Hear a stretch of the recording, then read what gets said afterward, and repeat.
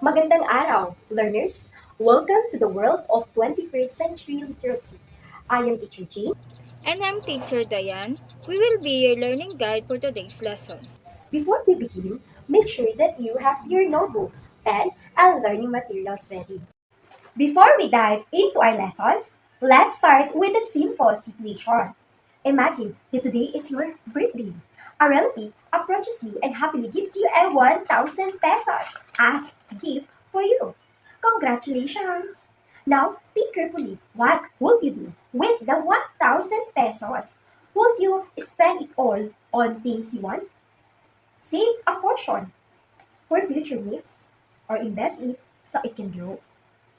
Take a few seconds to think about your answer. Interesting choices. You see, the decision we make about money today can greatly affect our future. Someone who spends all their money immediately may enjoy it for a short time, but someone who plans, budgets, and saves may have enough money for bigger goals in the future. This is exactly why financial literacy is important. Are you ready to learn something that can help you make a smart decision, not only today, but also in the future? Great! Today, we will explore an important life skills that everyone needs, a financial literacy. Have you ever wondered why some people are able to save money and achieve their goals, while others always seem to run out of money? Madalas na nakasalalay ang sagot sa kung paano nila pinamamahalaan ang kanilang salapi. And these are our learning outcomes throughout these lessons. You are expected to define financial literacy and explain its importance, create a simple financial plans and budget, and of course, appreciate the importance of financial stability. Ano nga ba ang financial literacy? It helps us understand how to earn, to save, and spend, and manage money wisely. It empowers us to make responsible financial decisions that can lead to a more secure and successful future. So, stay focused, participate actively, and enjoy learning with me. Let's begin. Examples: instead of spending your entered salary or allowance the moment you receive it because you have money now. A financial literate person understands their immediately taxes, bills, and savings obligation first. Financial literacy is not only for adults. Even as students, you can already develop good financial habits that will benefit you throughout your life. Let's explore the key components of financial literacy. The first one is financial planning. What is financial planning? Financial planning is the process of setting financial goals and creating strategies to achieve them. Think of financial planning as creating a route map for your money, a map to reach your destinations. We need a financial plan to reach our goals. Examples: your financial goals is you want to buy a laptop for school, save for college, start small business, build emergency fund, purchase learning materials. These goals require planning and disciplines. Bakit nga ba importante ang financial planning? Because it helps us use money wisely, avoid unnecessary debt, prepare for unexpected emergency, reach our goals more efficiently. Without a plan, money can easily disappear on things that are not important. That's why we have a smart financial goal. We have a specific, as measurable, achievable, relevance, time-bound na makikita natin sa screen. A goal without a planning is just a wish.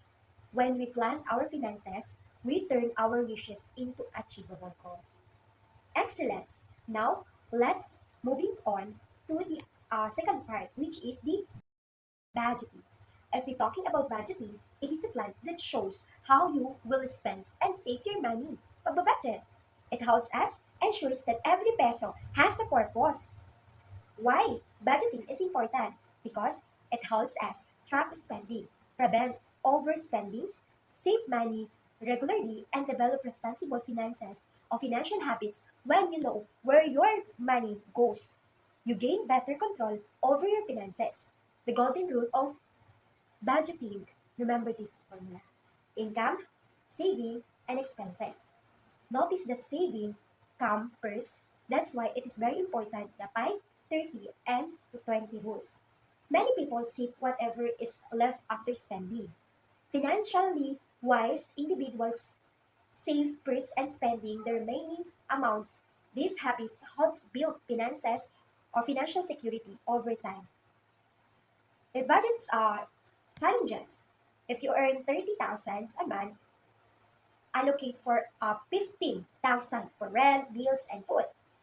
Allocate naman sa 9,000 for entertainment and shopping.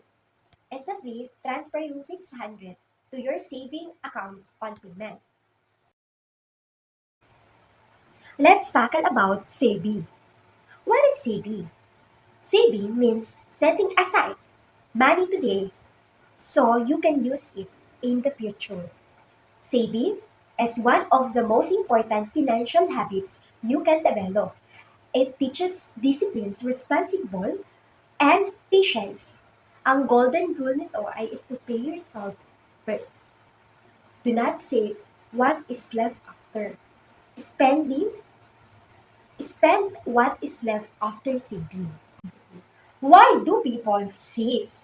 People save money for many reasons, tulad ng emergencies, education, future purchases, personal goals, family needs. So having savings provide peace of mind. Kasi nga, you prepared for unexpected situations. Now, learners, it's your turn to apply what you have learned. Get your notebook and pencils ready. Let's see how well you can manage a simple budget like Maria received a 1,000 pesos as her weekly allowance. She spent a 450 on food, 250 on transportation, and school supplies as at 170 pesos. Here are your questions. How much money is left? At ano ang ginawa ni Maria sa natitirang pera? Should she save it, spend it, or invest it? Bakit? Take a moment to think about your answer. You may pause the video now and write your answers in your notebook. Let's check your work. Here's the possible answer. If Maria spends a total of 870, then 1,000 minus 870 is equals to tama! 130. Good day, everyone. Today, we will discuss 3 important topics that can help us to achieve a better financial future. So, the first one is the financial stability, investing, and also avoiding the scams. So, what is the financial stability? Financial stability means having enough money to meet your needs, prepare for emergencies, and achieve future goals. One important habit is pay yourself first. So this means saving a portion of your income before spending on non-essential things. So even saving to 10% to 20% regularly can help build financial discipline. So syempre, lagi nating tatandaan na unahin muna natin yung mga basic needs natin, yung mga important things like bills, food, and everything before yung mga non-essential or yung mga wants natin.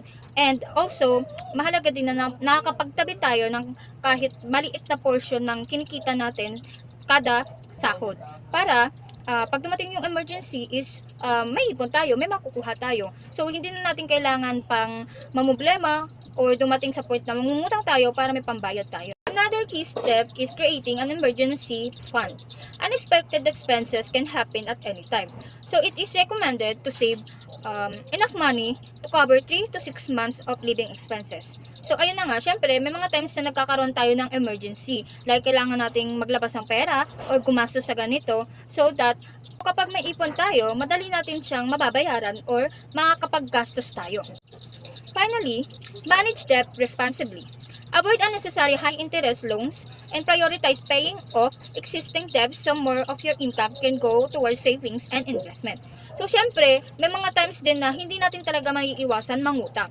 Lalo na pag nasa-short tayo sa budget. So, syempre, kailangan natin maging responsible and magbayad tayo on time and exact amount so that sa darating na sahod natin o sa darating na pera na mapupunta sa atin is hindi na mapupunta dun sa utang, kundi masisave na natin siya para sa ating ipon or mga investments. Moving on, investing basics. Once your finance are stable, you can start investing to grow your money. So the first rule is start early. The earlier you invest, the more time your money has to grow through compound interest. So, syempre, kung gusto mong lumago or lumaki yung pera mo, it is good to invest din, di ba? Para naman, although nakatabi yung pera mo, is lumalaki siya. So, nadadagdagan siya and pwede yung mapunta sa savings mo. The second rule is diversification. Instead of putting all your money into one investment, spread it across different options to reduce risk.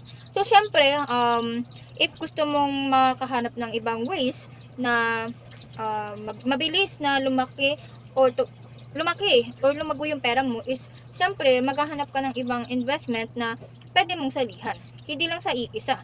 Invest only through trusted and regulated institutions. These help protect your money and lower the risk of fraud.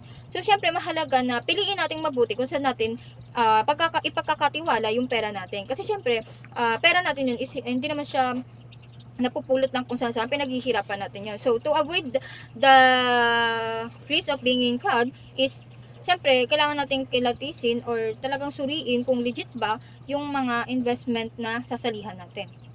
So remember, you do not need a large amount to start investing. So what matters most is being consistent and making informed decisions. So syempre, hindi naman, kaya nga tayo mag-i-invest para lumaki yung pera natin. And hindi natin kailangan na mag-start ng malaki. So pwedeng maliit hanggang sa lumaki ng lumaki, basta maayos yung maayos yung pag-i-invest natin or consistent tayo. The last one is avoiding investment scams. So, as investing becomes more popular, scams continue to increase. So, lalo na sa panahon ngayon is dumarami na ang mga scammers or manloloko. So, one major warning signs is a promise of guaranteed high returns with little or no risk.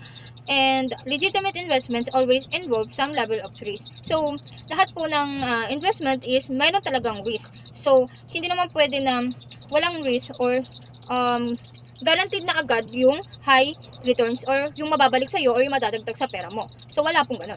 So, another common tactic is creating urgency.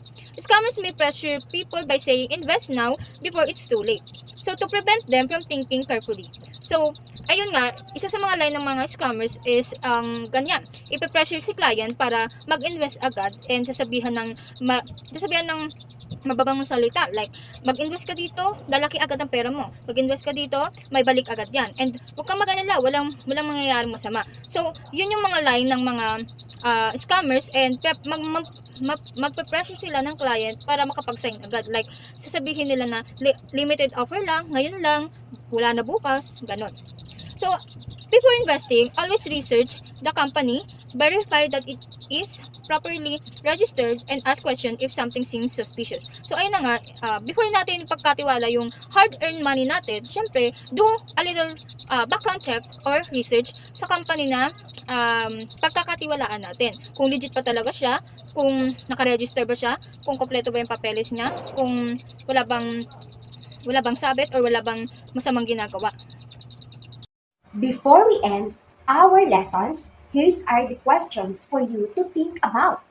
Why is it important to save and budget your money before spending it? Think carefully about your answer. You may discuss it with your classmates, friends, or even your family members.